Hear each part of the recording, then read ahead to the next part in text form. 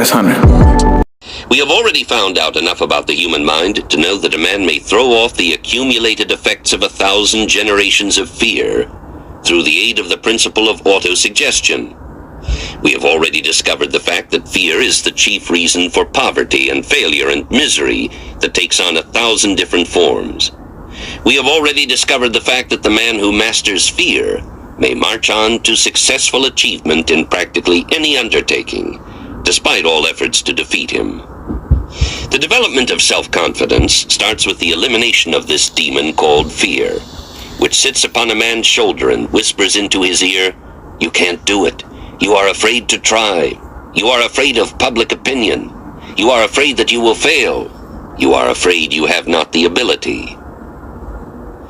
This fear demon is getting into close quarters.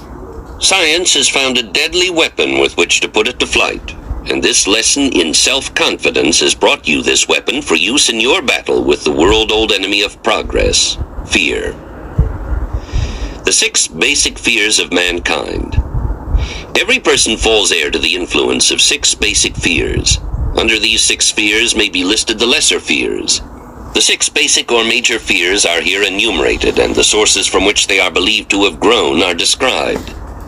The 6 basic fears are: A, the fear of poverty; B, the fear of old age; C, the fear of criticism; D, the fear of loss of love of someone; E, the fear of ill health; F, the fear of death.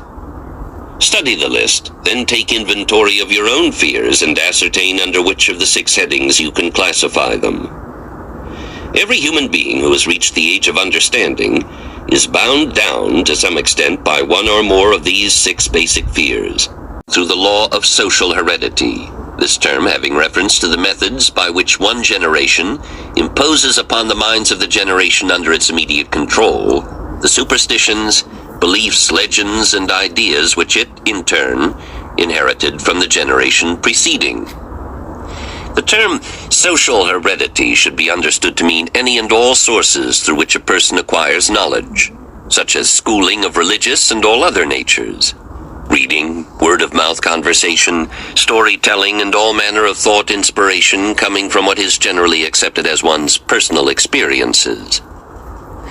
Through the operation of the law of social heredity, anyone having control of the mind of a child may, through intense teaching, plant in that child's mind any idea, whether false or true, in such a manner that the child accepts it as true, and it becomes as much of a part of the child's personality as any cell or organ of its physical body, and just as hard to change in its nature.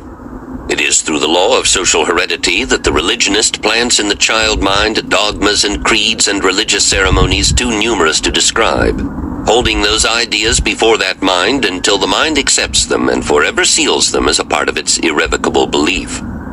The mind of a child which has not come into the age of general understanding, during an average period covering, let us say, the first 2 years of its life, is plastic, open, clean, and free.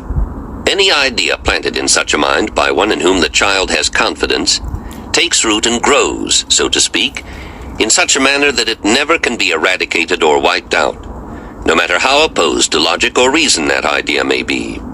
Many religionists claim that they can so deeply implant the tenets of their religion in the mind of a child that there can never be room in that mind for any other religion, either in whole or in part. The claims are not greatly overdrawn. With this explanation of the manner in which the law of social heredity operates, the student will be ready to examine the sources from which man inherits the 6 basic fears.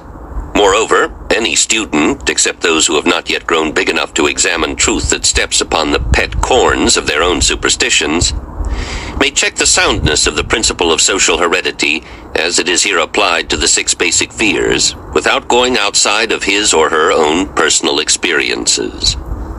Fortunately, practically the entire mass of evidence submitted in this lesson is of such a nature that all who sincerely seek the truth may ascertain for themselves whether the evidence is sound or not. For the moment at least, lay aside your prejudices and preconceived ideas. You may always go back and pick them up again, you know. While we study the origin and nature of man's 6 worst enemies, the 6 basic fears, beginning with The fear of poverty. That's 100.